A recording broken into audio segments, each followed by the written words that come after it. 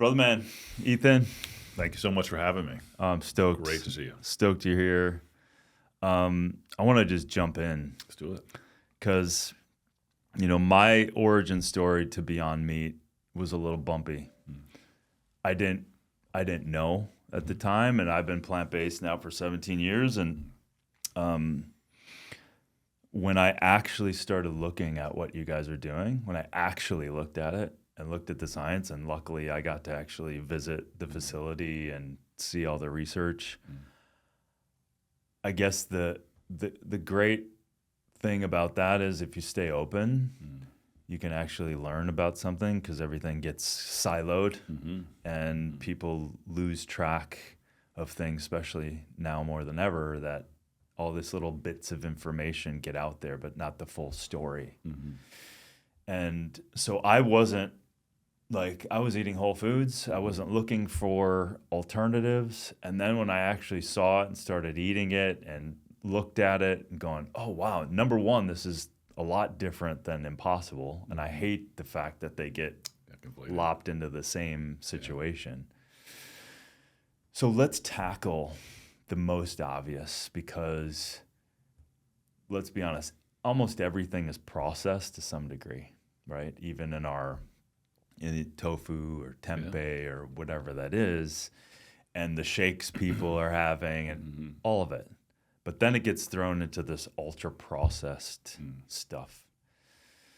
So let's look at that because I think, I guess the first question is, what's been the biggest challenge with Beyond Meat? Because you started with a desire to get an alternative, right?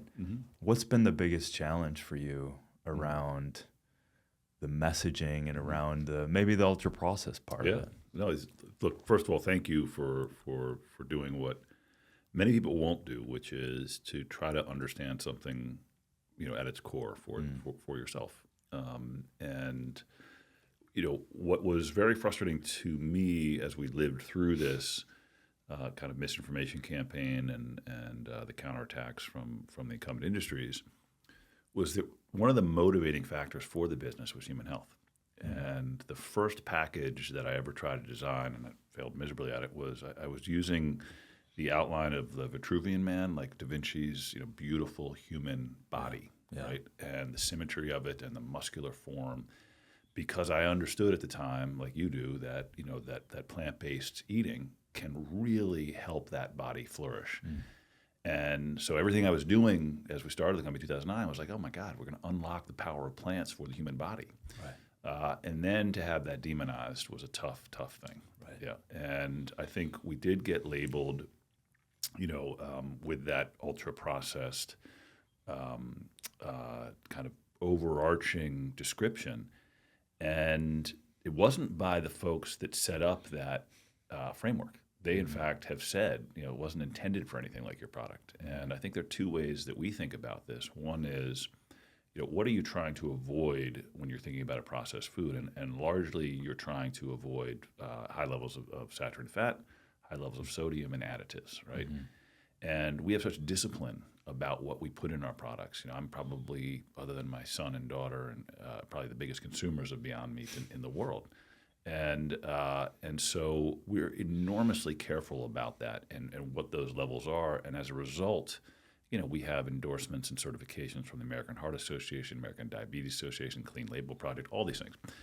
And so that's the first thing is sort of what are you trying to avoid, right? But the more important thing in my mind is, the word process is a neutral word, right? It's a series of steps to a desired outcome. And we use a great process, one that should be celebrated. And you come from the Midwest. I love the Great Plains. I just feel like it's this thing that opens your heart, and it's so fascinating. So I love going there. And one of the things that I really love doing is meeting with the farmers that grow our crops. And the process, even at its origin, is beautiful because let's say our steak, it's grown with fava beans, right? It's made with fava beans, and that's taking the nitrogen out of the air and putting it back in the soil. And that protein is being separated from the starch in the fava bean, and that protein is being put in the form of muscle through heating, cooling, and pressure. I will argue till my last breath that's a better process than running those plants through an animal in an industrial factory farm. Right.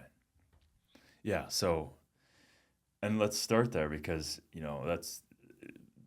I spent 20 years in the career running around meeting farmers. I've never met a farmer who didn't want to grow food and Right. grow and to have an outlet for it Right. and to support the soil and to support their family. And when I knew that was at your heart, I was like, oh my God, there's so much here Yeah. that we need to explore because most people don't even know what a fava bean is. Right. In fact, actually, I grew a whole bunch in my greenhouse just this year. Yeah. So I was eating a whole bunch They're on great, top aren't of. they? Aren't they Yeah, amazing? incredible. Yeah. And you look like you eat them because this is one thing that people that don't know about fava beans. They literally were the preferred protein choice of gladiators. like they'd say fava beans and lentils. Right. And there's historical records that went back and did all the right stuff and fossilization to understand that. But it is a very powerful source of protein. Mm-hmm. Yeah. Yeah, and then it's a normal extrusion process, right? Like pasta. Yeah, so let's walk through that a Sure, little bit. Like, sure. what is that from supporting the farmer to growing the fava, for example? Yeah. And then what's that process like? And so I grew up during the period where, there's a lot of farmers were going bankrupt. And there's Farm Aid, remember Will Nelson and all that. Yeah. And what was happening was, corn, soy, and wheat prices were just fluctuating on the global market and real challenges with pricing. And so a lot went under. And one of the most gratifying things about this for me is to go meet with some of these farmers, and they're saying, by planting legumes, which are the fava beans and the lentils and things of that nature, they're bringing young people back into agriculture because they can make more money. Yeah. And so folks are now making more money per acre growing those type of crops, the pulses and legumes that go into humans' mouth more directly than they are when they're growing feed that goes into an animal's mouth. Right. And so that is the beginning of our process. And what happens is you take whether it's a lentil or a fava bean, and you're stripping out the protein, and you're doing that in a really clean way, which is just like anything else. It's harvested and then milled, right? And that flour is placed in an air chamber. And in that air chamber, the protein and starch naturally separate. We take that protein and we run it through heating, cooling, and pressure. That's called extrusion. And it's, if you've had pasta, that's how they make pasta. Do you have many plant-based proteins out there? So here's a fascinating thing about the culture war we're in. So I decided to ask one of these, like Copilot, like an AI system. I said, is plant-based meat healthy? And I knew the answer, right, because I knew the propaganda. And so that's all the negative things. And the first negative thing was, well, it can be ultra-processed, right? So then I asked the same question, but I took out a couple words. I said, is protein powder healthy? And I saw all these positives. I didn't see anything about ultra-processed. Right. The most processed thing in any of our products is the fact that we separate the starch and protein. So if you're willing to have a smoothie, right? So there's something being told to the American public by an incumbent industry that hopes that they'll believe it. Yeah. Let's go there because that was something that I would perceive as shocking to you when you start, like, I think you and I resonate with, you just want to do good in the world and then make a business out of it and let other people expand and grow, and as a result to get benefits from your products. I mean, that's the perfect scenario. Yeah. So you started in that way. The reception was huge. Yeah. So people were like, holy cow, this is amazing. And you guys were everywhere. Yeah, it's fun. And then and the music stopped. Yeah. And then all of this weird information came out, and you can go there if you want. Sure. In terms of the USDA, the veterinarians society, whatever that is called, because they're supplying so many drugs to the cattle. Yeah. What the hell was going on, and what was that like? Yeah, I knew that there was going to be some pushback, obviously, because we're trying to disrupt a very large industry. But I think I underestimated just how effective it would be. And what's interesting is I started the company with two really good land-grant universities. So the research was originally done at the University of Missouri, and then I would take the underlying protein structure to the University of Maryland, and we would then turn it into final products. And so using the American education system and using these great public universities we have to do something that I thought was going to be amazing for farmers and all these other things. And for a long time, we just labored kind of in obscurity and then started to become better known. And that did create this kind of backlash. And it was two groups. The one that is the most obvious would be the livestock industry. Like they didn't want this, right? Pork processors, things like that. So that makes sense, right? The one that surprised me but shouldn't have was the pharmaceutical industry. And it wasn't the pharmaceutical industry that was selling into the Walgreens and CVS, right? It was the pharmaceutical industry that was selling antibiotics to livestock, right? And so they'd rather have billions of animals in confined areas that need to be drugged to stay alive than not. Right. And so they were participating in this sort of smear campaign, trying to scare consumers away from our products. And that they were running Super Bowl. They hired a lobbying firm. They ran Super Bowl ads. This is the whole incumbent industry, not just the pharma folks. And then it was the social media campaigns, then paying people to troll online. So it became this thing. But what became so dangerous about it was it took on a life of its own, because once the kind of doubt was out there, it started to self-replicate, right? And so it took us a long time to get a hold of that and then begin to change the narrative, and that's what we're doing now. And what do you think are the biggest things? They went after the ultra process. Yeah. They went at, like, weirdly, didn't they go after the agricultural side? Like, you're somehow going to harm farmer. Like, how is that? How did they spin that? Yeah, I mean, we're helping small family farms. Like all of this misdirect, it turns out to be it's all very kind of Orwellian, the different words that are used and everything else. And so, these were groups that were at the heart of factory farming. And if you go to meet our farmers, right, they're family farms. Yeah. And so that there was an irony to that for sure. Yeah. So I mean, again, the whole thing around, like, listen, I've always taken the point of view: eat what you want. Yeah. Right.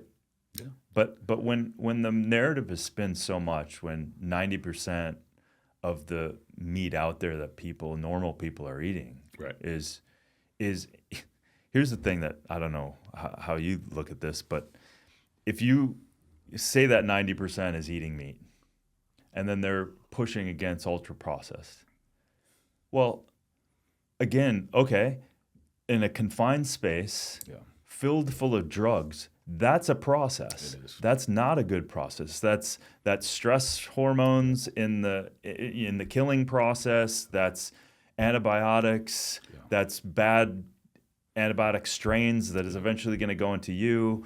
That's growth hormone. All of those things.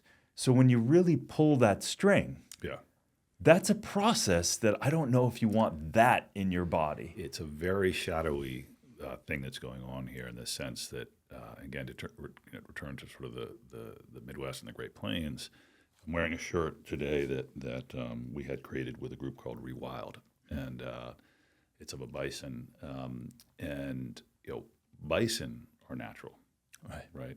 Like the auroch, which is what the today's cattle is a European animal that was brought here and domesticated. And it's interesting, if you read a lot of the literature around the early settlement of the United States, there at least one or two historians will say that livestock were often better colonizers than the Europeans themselves, because they just would run over the cornfields of the natives. They would get into hunting areas of the natives and create all this disruption.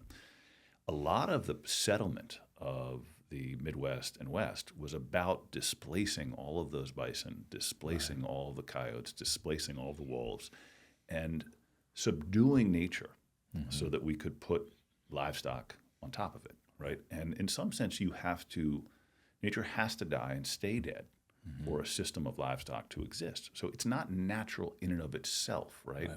And I think there's a misunderstanding that if I go back and I have some beef and I get in a cold plunge and I do all these manly things that, if you really look at what's happening, right, it is a unnatural system that's been set up. And so we talk about the antibiotics. So where we developed our first protein structure at the University of Missouri, outside of that building, just by coincidence, is a field called the Sandburg Field. On that field, they took a specimen in the 40s and sent it to a lab in New Jersey. And that was the first antibiotic from that specimen, from that bacteria, that was used in livestock to allow us to crowd all these animals together. And so the population of poultry exploded after that, right? And the whole poultry industry took off. And so this notion that we're somehow returning to nature when we consume animal protein in the United States is false. Right. And what we can do is eat more directly from plants and allow nature to return. That would be real. Yeah. Yeah. And listen, the start of our country was small farmers. 100%. Right. Yeah. So it's I'm from Minnesota.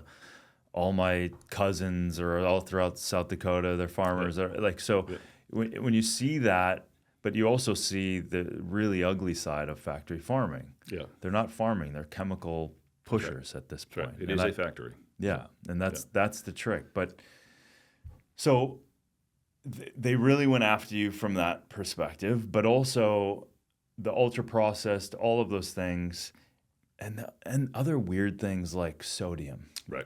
Right. Right.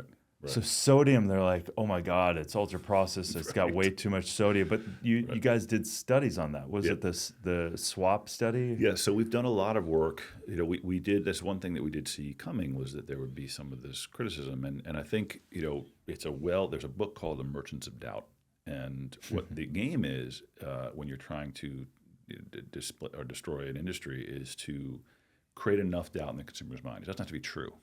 Right. And so this book was written about actually some of the same people that are doing it to us were doing it back then to forestall tobacco legislation. Right.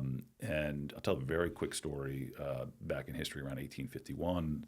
This is around, I think we might have talked about this before, where the ice industry up in Boston and New England was making a good amount of money cutting ice from the rivers and the lakes. And they were selling it, door by door, but also taking it down to the south.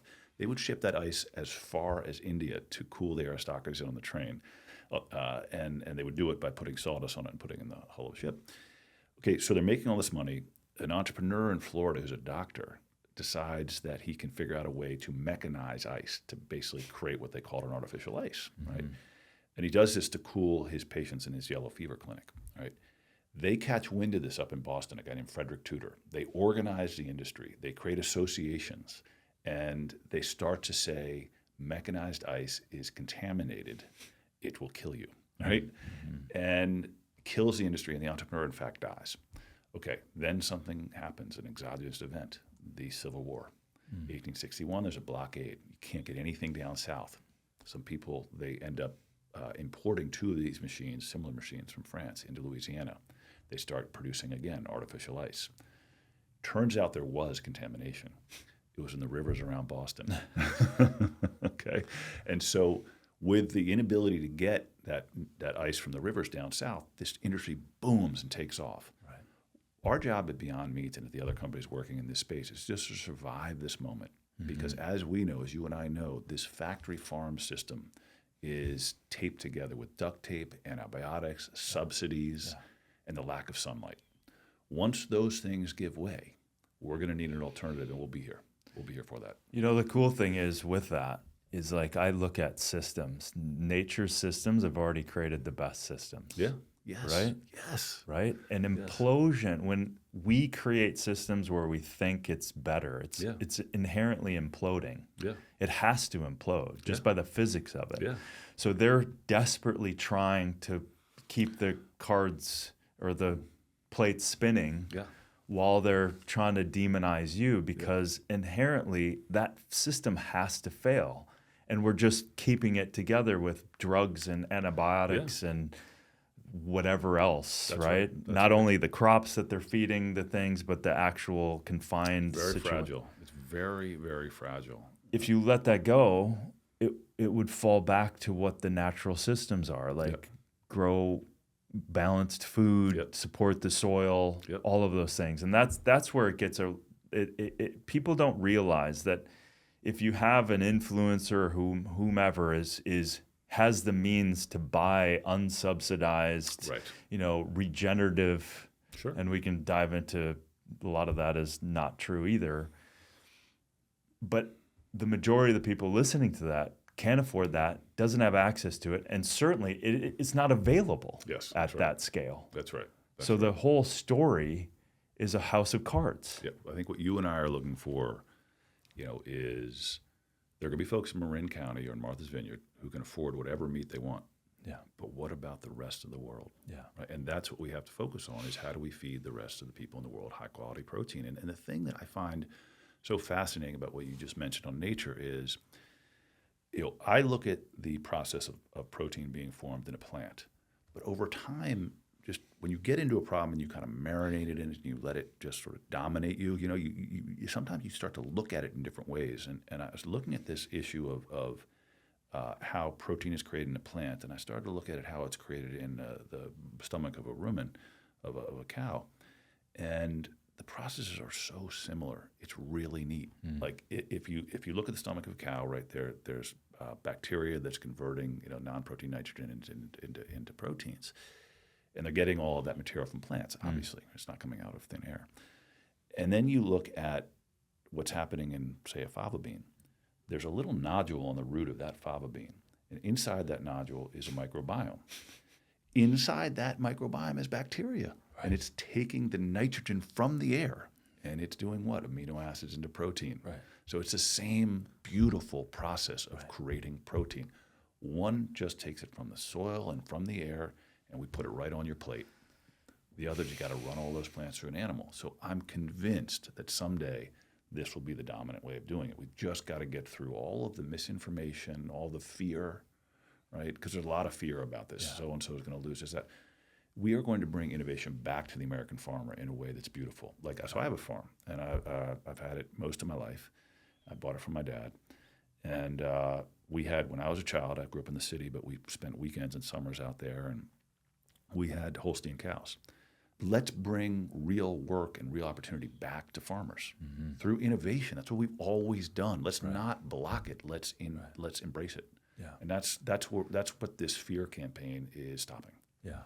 Well, there's so much. We could talk for days on this stuff because all that misinformation also around proteins and the quality of proteins and every plant we now know has all of the amino acids, even the essential ones. And when you and Dr. Gardner at Stanford has done a ton of work on this. I'll get him on the podcast. We'll talk. Great. He's an amazing guy. He's done a lot of research around the quality of protein. Comes as much of just eating a variety of plant foods. You get probably more than you need. Yeah. But obviously, if you're eating, vegan macaroni and cheese and donuts, you're not going to.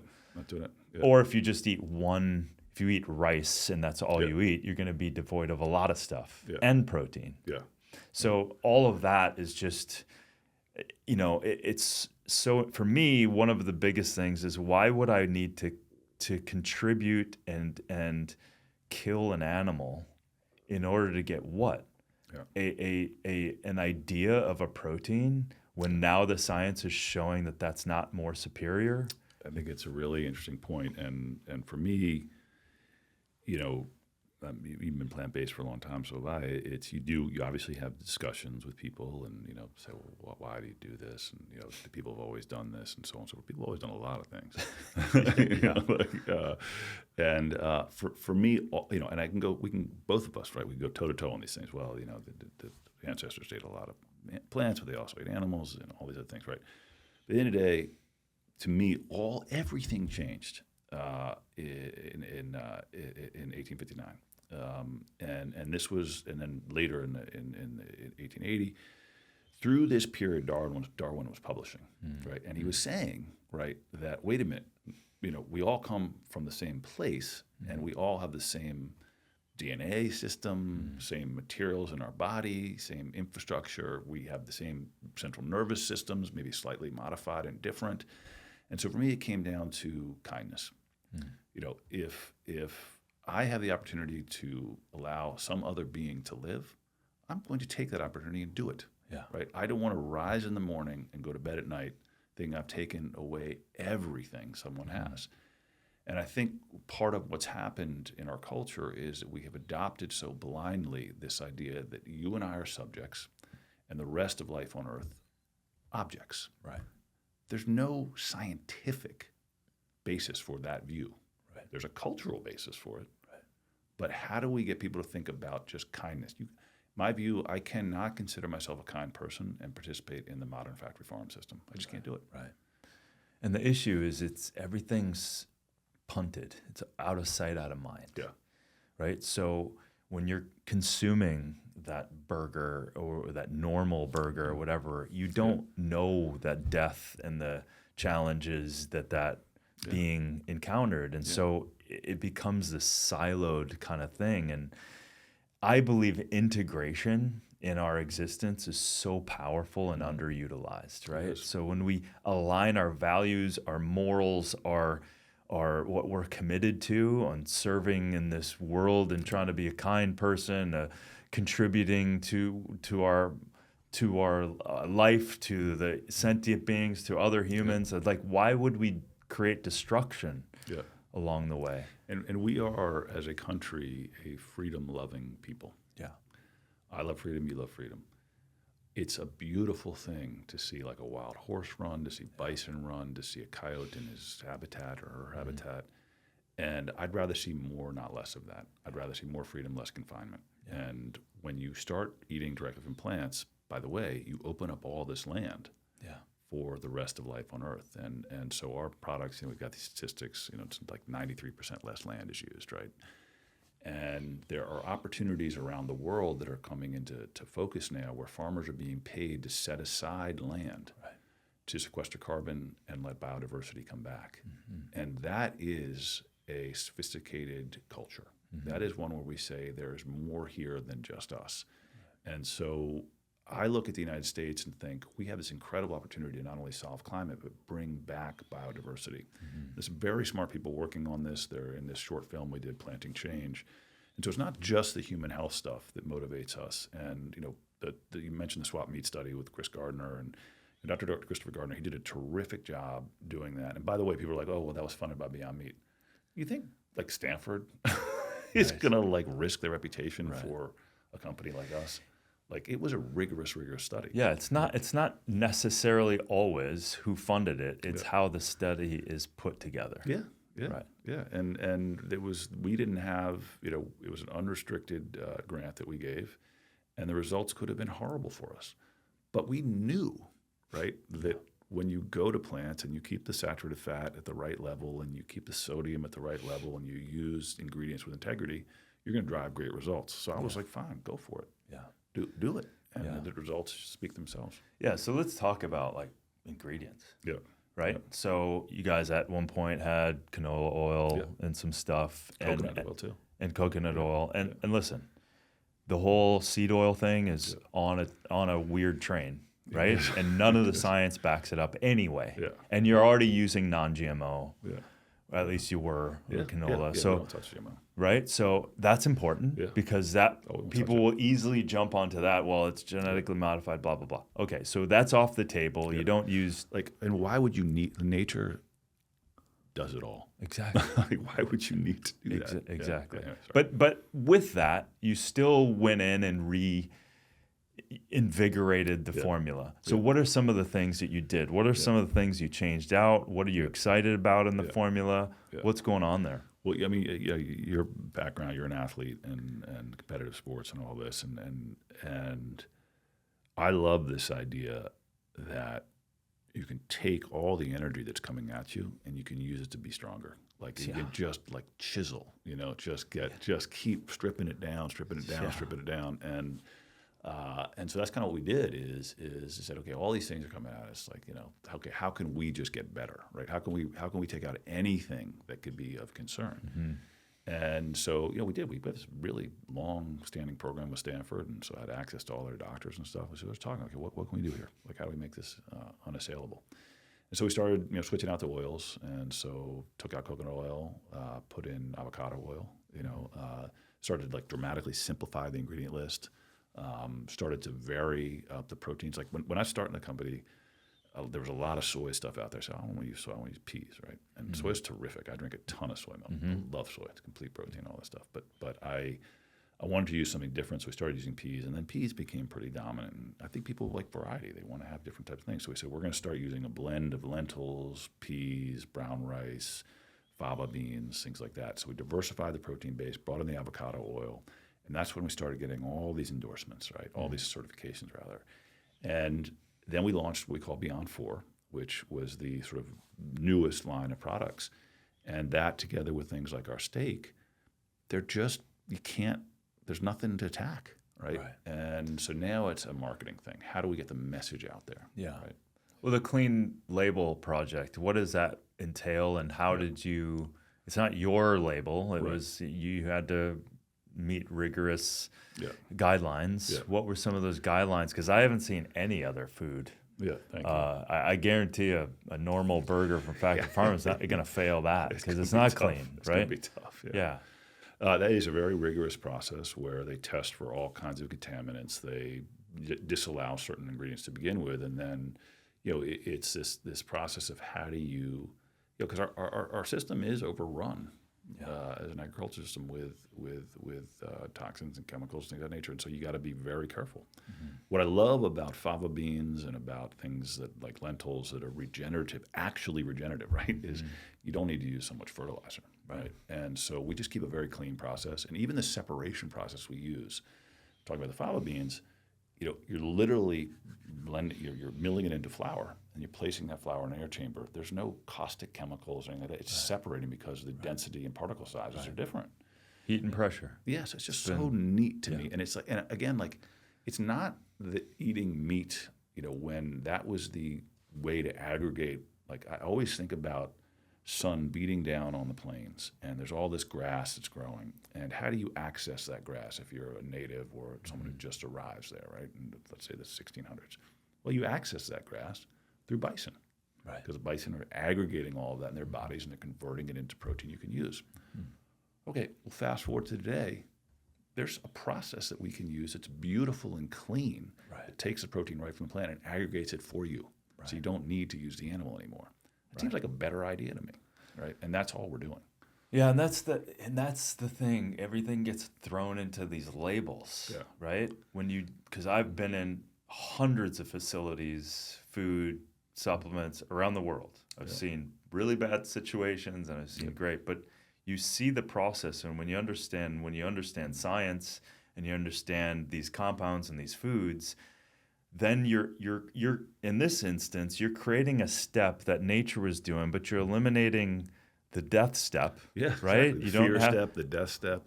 So they've done that process. So okay, if you look at nature, you learn from nature. One of my greatest teachers should observe nature, and nature will show you how it's going. So in this instance, the bison was watching it. Yes, exactly. You're watching it. So you're just doing that process to make that bioavailable for a human. Yes. Without having the land, the drugs, the animal killing and all of that stuff. That's right. And so people need to understand, listen, if I had a wand of common sense, or openness maybe is a better term, if people were to, listen, many of your customers aren't necessarily 100% plant-based either. Most aren't. So it's also not a silo. We're not here needing to convert people. No, not at all. But this is a highly valued, clean food, proven, not by you, but by many other tests, because, gosh, you have to test this stuff. Yeah. Blah, blah, blah, but show me the science and show me the work. And you guys have done that. We've had to do it. And it's a personal journey for me. It's one for you too. And I think both of us are alike in this regard, where this is just our story. It's our effort to try to understand the world and produce something that we think is valuable. Yeah. It's not, if someone doesn't want it, that's okay. But let's make sure they understand it. Yeah. And then they can make a decision. And for me, that's the most important and next step of our journey. And by the way, we're having fun doing this. Like you and I were talking before the podcast started around, we've got a new product that we showed you in a different form a while ago, and it continues to evolve. And it's 4 ingredients, and it's made from fava bean protein, potato protein, and psyllium husk, right? A great fiber. Mm-hmm. And then the last ingredient is water, and it's got 27 grams of protein. It's got only 140 calories. It has no saturated fat, and it's just a new form of center of the plate protein that it comes like a piece of ground meat. Right. And so we're going to keep doing things like that. And it's not trying to be beef, pork, or poultry. It's just trying to be a great source of protein. Right. And I think the work that we can do together is, right, how do we create a even better piece of meat from that? Yeah. Right. And so let's use ingenuity and innovation to improve human health, help the farmer, help the earth, help the animals. Yeah, and that's it. I mean, it's like if your heart's in the right place and you follow that, then answers will show up. Just like today, like there's a company that we were talking to who can scale functionalized plants. And when I was sitting there, I was like, oh my God, this is a perfect opportunity to meet these guys, because I was already thinking about that. And so, any supplement that anyone is taking, you're trying to get something that in our modern world has been taken from us based on our modern world, right? So our soils are depleted, our nutrient value is depleted. That's just what's happening. And unfortunately, high amounts of chemicals and drugs in our food and contaminants and heavy metals. So I love the fact that you're from the Clean Label Act and all of these other things. You're testing all of these things, because not to mention you're doing it already, but now everyone's looking. Yeah. Right. And everyone wants the same thing. You want clean food. And I'm testing with the most valuable subjects that I have, which is my family. Right. That's the first start. So I'm glad that Stanford's doing all their work, but but it really is about, and as a fun story, when my son got to college, he was they test everybody because he's playing basketball there, and they wanted to make sure the kids were healthy enough to play. And this is a true story. The hospital system at this university called the coaching staff, said, why is this kid's blood work so different? Right. And it was just cleaner. And the reason it was not because of Beyond Meat. It's because he's a normal kid who wants to have a burger after a game and things like that. But he's plant-based. So he could stay plant-based because of Beyond Meat. But does that mean he doesn't eat a lot of legumes and all whole foods and things like that? Of course, he eats a ton of it, sweet potatoes and everything that we look at, big gladiator bowls full of things, But he also has that craving for that animal protein experience. And he can satisfy that with Beyond Meat. And that helps his body stay really clean. And so there's nothing that I'm going to do that's going to jeopardize my family. Right? Yeah. And so that's like an important thing. It's a mission. Yeah. Well, that's and I think unfortunately profits over common sense have happened in our world. There's a lot of products that are dangerous and not being tested. Regulatory bodies look the other way. They can't even if they had the resources, they're compromised, but they don't even have the resources. So there's kind of this regulatory system that's sitting there and not really doing any job that is necessary. So it does fall on the company, and the morality of the company, the heart of the company. You want to prove that what you're giving your family is also what you're giving to the larger family, this community. Yeah, and then also not hurting some animals in the process. Well, I think it comes down to this point. I mean, if I can say anything about this current moment in our own political history, is that I think the facade that our government is not for sale is finally fallen down. It's clear. Yeah. Right. And so it comes down to the consumer at this point. Right. And how do we as responsible companies interact for the consumer's benefit? And the great thing about what you and I are doing is that these are decisions that families can make 3 times a day that can have a tremendous impact on their body. And it can be between us and the consumer. Yeah. And I think the ultimate thing about what we're doing and disruption of an incumbent industry is, if you look at history, and I have to do this a lot because it's challenging, and you feel sometimes like, man, how am I going to get through this, right? But you look at other disruptions, right? Yeah. And I was just back east recently, and I grew up in the East Coast, and in those cities in the 1890s, there was just this enormous amount of horse shit, no way to put it, because all these horse-drawn carriages, right? And there was literally so much that they couldn't figure out how to clean it up, because in order to clean it up, they needed to do what? Bring more horses in to drag it out. So it's just sort of this problem.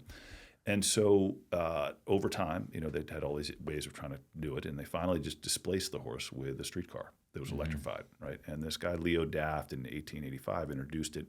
Within decades, there were no more horses anywhere. And what drove that was not moral outrage or disgust. It was the fact that it took 3.7 cents per mile to move someone with a horse versus 2.4 cents to do it with an electric streetcar. So what we're doing will ultimately be far cheaper than animal protein because we're skipping that step of growing a crop, feeding it to an animal, harvesting the animal. Right. So we just got to get there. Right. We got to get there at scale, right? And what's neat, if you look at some of our markets, we're starting to see that we can produce products at the same cost structure of animal protein on far fewer lines. Animal protein has thousands and thousands of lines. We've got like a few. Imagine as we scale how inexpensive we can make protein someday. That's exciting. Yeah, and for the people that care about our world and the environment, we all it feels like we can't do anything, but when we band together, we certainly can, right? Absolutely can. Right, and so sometimes it gets thrown into climate change, but for me, coming from the Midwest, I use a different term, right? I use terms like polluting. People can understand. That's right. Right? So if you have these confined animal facilities, what comes out of that? It's just pure, gnarly aftermath and poison, and now we know that many of the PFAS exposure is coming because of the water that the animals are being exposed to. And PFAS is a really gnarly chemical, unfortunately created in my state of Minnesota, or 3M. So we're not looking at all of this stuff when you're attacked by this meat or it's that, but there's so many different factors here. And so by your methodology of supporting the farmer and doing simple processes, you're not creating this polluting effect. That's right. That is so dangerous and is it's not out there, meaning that same farmer is now infected all of the farms around it and the communities and all of that stuff. And so a clean product can, I just find it, sorry to interrupt, I just find it so fascinating that what you just described, we can clean our rivers at the same time that we're cleaning our arteries. Yeah. Like there's something spiritual about that, right? Like how why is that? That it happens to be so coincident that what's good for your body is also good for this earth. And I think about the Midwest and I think about Woody Guthrie songs and Dust Bowl and things like that. And I look at what's happening now when you're doing this regenerative pulses and legumes and so on, just restoring that soil. Yeah, I mean it's great, and we just got to do more of it. And cleaning it, we're in the middle of our country, the Mississippi River, which I went to school right by in St. Paul, and there was no way you would get into that, because it's Cancer Alley. It's full of Isn't that wild? Of just pesticides, glyphosate, you name it. Isn't that wild? Yeah, and so it's a funnel, it's a vein in all the way down the United States, dumping in the Gulf of Mexico. So it's this example of what is going on. And then again, most of that food that they're growing is food for the cattle. Yeah. Right? So it's this weird thing. But when you go back again, follow nature, it cleans itself up. Yeah, that's right. Right? That's right. It knows what to do. Yeah. And that's what's exciting to me. But it's again, these siloed conversations. So now, you have been through hell. It's been rough, right?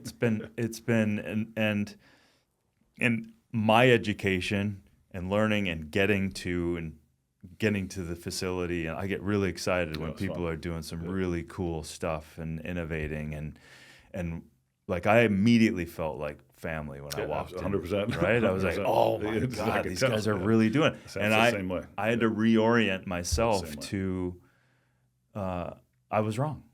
I was wrong about the processing, because I became a victim because I didn't look enough.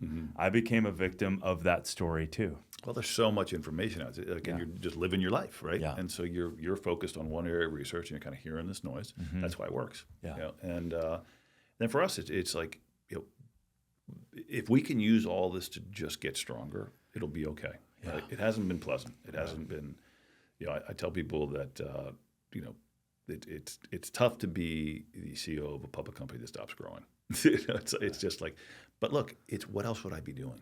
Like, you know, this is a massive effort. It's an issue of sort of life's work. It's not necessarily a job. What are you excited about? Like I get excited because when I learned, and you and I, like in our first conversation, I think before we could even sit down, we're just like, bah, bah, bah, bah, bah, bah. Or it was on Zoom actually, and all of a sudden That we're is off. what I'm excited about. Yeah, is the stuff that you and I were talking about. Yeah, it's just it's such a opportunity to continue to use science and innovation and add to someone's life, not just the lower level food that is being pushed around. Yeah, it's just a over processed. Yeah. People don't care much about the health; they care about profits solely.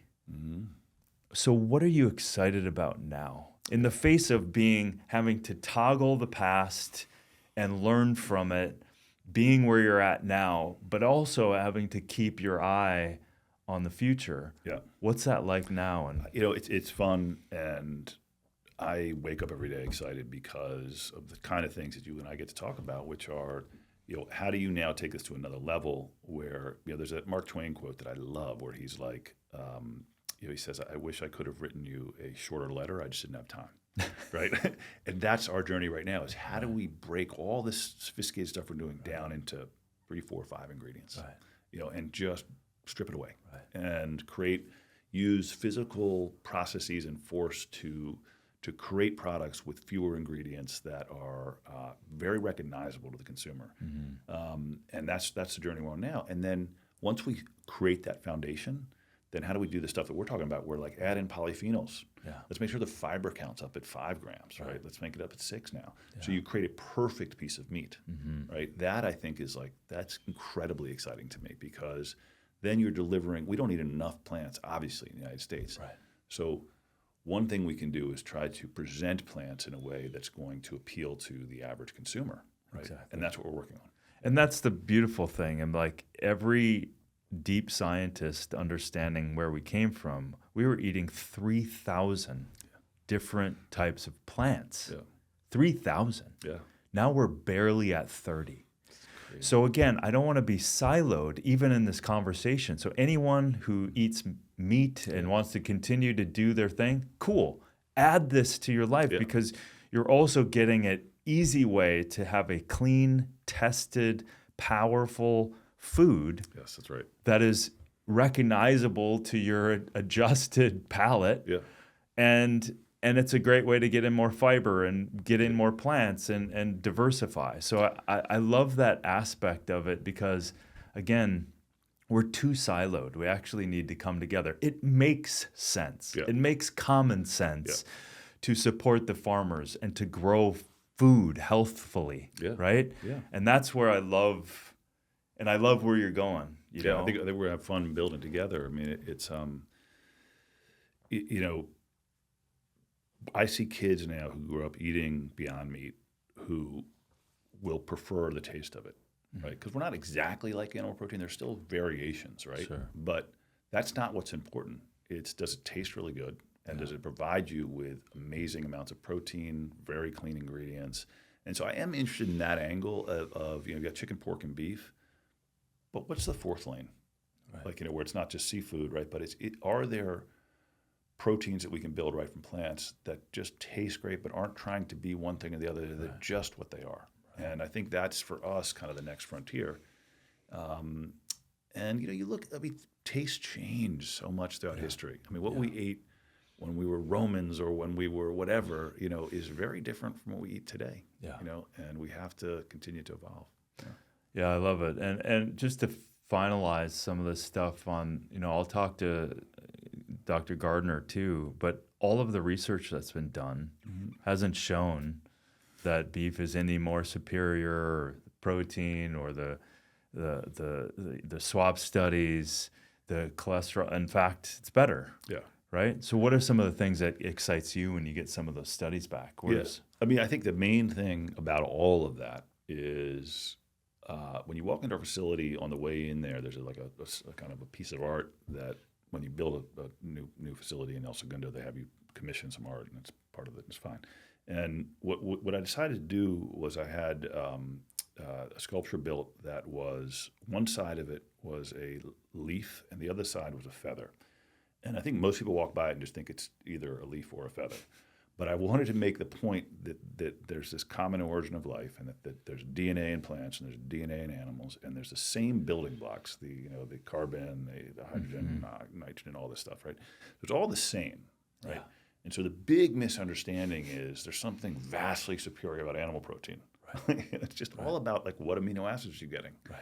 And if we can now start to use the human brain to build these pieces of meat that are just optimized for my body and your body, unlock stuff.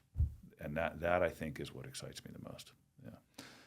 I love it, man. And thank you for your commitment, your dedication, because resiliency shows the colors, man. When things happen and then you stand up through it all, that tells me where you're coming from. I appreciate that, man. Right? Well, thank you for being open and using your intellect to really help people see this. And I think you just learn like what you're fighting for, and that's what keeps you going. Is like what you're doing is going to bring benefit, and then particularly when it's being challenged, you got to find that resolve. You gotta fight. You gotta fight for what's right. That's right. To party. Exactly. Turn on the music. That's good. That's Nice. awesome. That's great. Thanks, brother. Great questions and thank you. podcast. Thank you, man. Thank you. No, and I did Anne-Marie bring that over? Yes, I wanted to bring over this latest thing. Yeah, because this is where I would like to do design work.